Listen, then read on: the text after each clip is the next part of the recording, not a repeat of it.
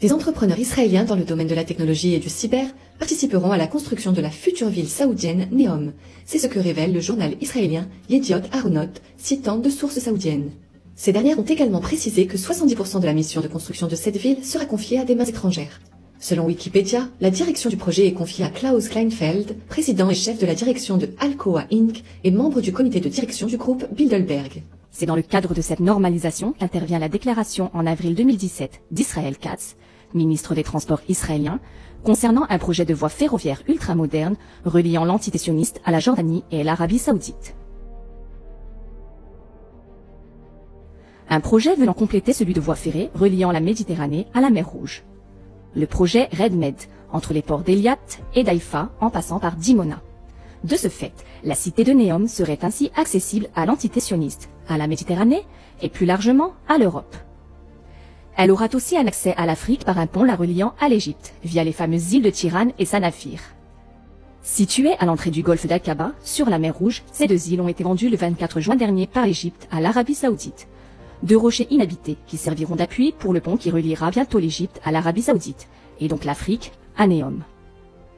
Neom deviendrait alors accessible de partout, devenant ainsi un carrefour mondial incontournable. Yedot Ahronot a également indiqué qu'Israël va participer à l'événement Emirati Expo Dubaï, où il compte installer une aile qui devrait lui coûter 20 millions de dollars. Neom est le projet d'une mégalopole qui a été annoncé par le prince héritier Mohammed Ben Salman en octobre 2017. Elle devrait être construite dans le nord-ouest de l'Arabie Saoudite et coûter plus de 500 milliards de dollars.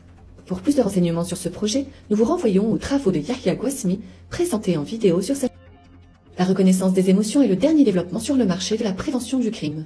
Cette technologie a été présentée lors d'une exposition technologique à Shenzhen, en Chine. La technologie de reconnaissance des émotions est déjà déployée dans ce pays, dans les aéroports et dans les stations de métro. À la fin de cette décennie, environ 600 millions de caméras devraient être opérationnelles dans le pays. Cela équivaut à une caméra pour 2 habitants.